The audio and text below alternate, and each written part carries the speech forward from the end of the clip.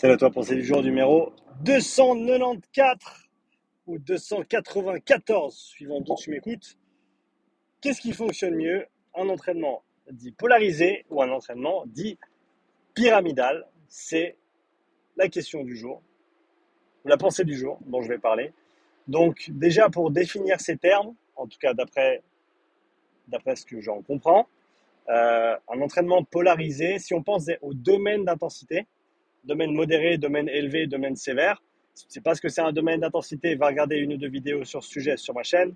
Si tu veux en savoir plus, va checker la Upside Strength Academy avec la formation Comprendre les seuils physiologiques et les zones d'entraînement. Les domaines d'intensité en font partie intégrante. Donc, on a trois domaines d'intensité et dans un modèle polarisé, on va avoir une prépondérance de volume effectué dans le domaine modéré, une très très petite proportion du volume d'entraînement effectué dans le domaine élevé, entre les deux seuils, et une proportion petite, mais tout de même présente, de travail de haute intensité. C'est pour ça que c'est polarisé, c'est tout en bas et tout en haut, mais pas grand-chose au milieu. Un entraînement dit pyramidal, tu as quand même beaucoup de volume à basse intensité dans le domaine modéré, mais ensuite, tu as un gros volume qui est fait au niveau du domaine élevé, donc entre les deux seuils, et tu as beaucoup moins de volume de haute intensité, mais quand même un petit peu au-dessus du deuxième seuil dans le domaine d'intensité sévère. En fait, c'est comme ça que classiquement, ces choses sont classées ou séparées. Et il y a un grand débat, il y a toujours un grand débat, il y a eu, mais ça fait un petit moment maintenant que c'est vraiment un petit peu le truc dont les gens parlent, c'est voilà, quelle est la meilleure distribution d'intensité pour performer. Euh, un tweet de Marco Altini qui retweetait, si je ne me trompe pas, Alex Hutchinson. Si tu ne connais pas ces messieurs, va checker les podcasts que j'ai fait avec eux.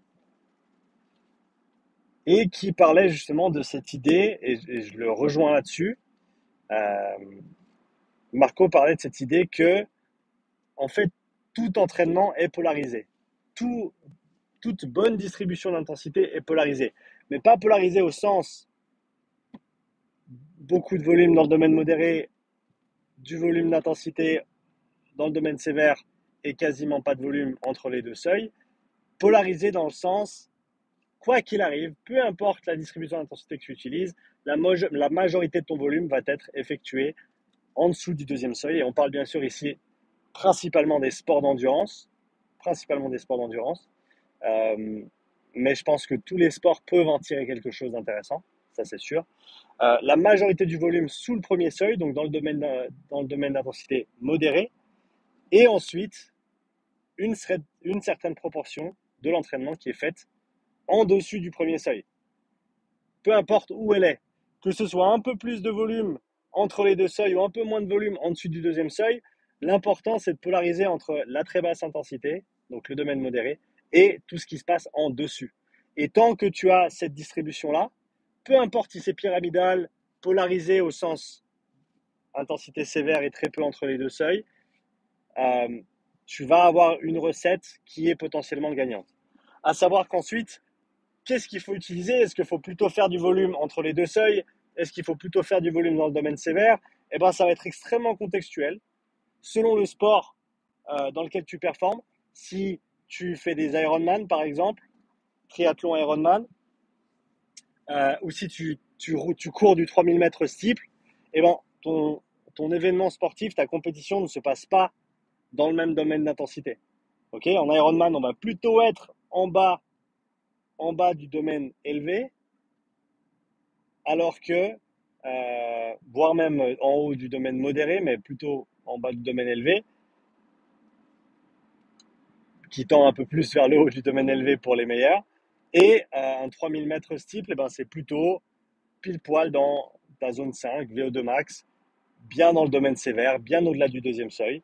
Donc tu as déjà des demandes au niveau des qualités physiologiques et physiques qui doivent être développées, qui ne sont pas les mêmes.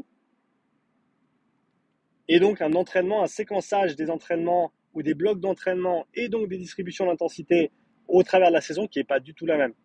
Dans le sens où une distribution pyramidale, ça va être spécifique à de l'Ironman, si j'ose parler simplement, Alors qu'une distribution polarisée, comme je l'ai défini dans un premier temps, eh ben, ça va être spécifique à de la course sur un domaine temporel beaucoup plus court. Et donc, et après, ça va aussi dépendre de l'athlète, ses forces, ses faiblesses, ses besoins. Parce que tu es très fort dans un certain domaine et tu as des lacunes dans un autre. Donc, il n'y a pas vraiment de meilleure distribution d'intensité. Il y a celle qui se prête le mieux à un athlète donné, à un moment, à un instant T dans le temps, par rapport à un sport dans lequel l'athlète essaye de performer au plus haut niveau.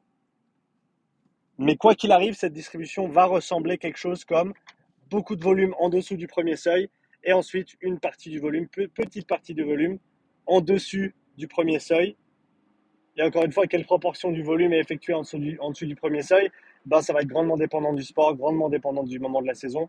Mais quoi qu'il arrive, cette polarisation, elle n'est pas au niveau domaine modéré, domaine sévère, mais elle est plutôt en dessous du premier seuil, en dessus du premier seuil. Du fait que le travail dans le domaine modéré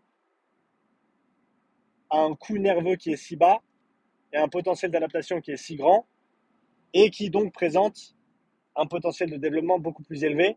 Alors que, en gros, dès le moment où tu commences à passer le premier seuil, eh ben, tu vas y laisser des billes, tu vas y laisser des cartouches et tu n'as pas un nombre infini de billes ou de cartouches à griller. Et que si tu en grilles trop, eh ben, c'est pas bon pour toi. C'est pas bon pour ta durabilité au niveau de la progression, au niveau du programme dans le temps. Donc, à mon avis, c'est cette distinction qui est la plus intéressante.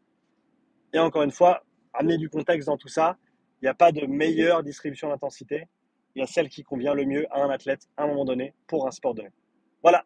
Dis-moi ce que tu en penses, toi, de cette question de distribution d'intensité. Est-ce que tu es d'accord? Est-ce que tu n'es pas d'accord? Je veux surtout avoir ton commentaire si tu n'es pas d'accord. Si tu es d'accord, tu peux commenter aussi, bien sûr.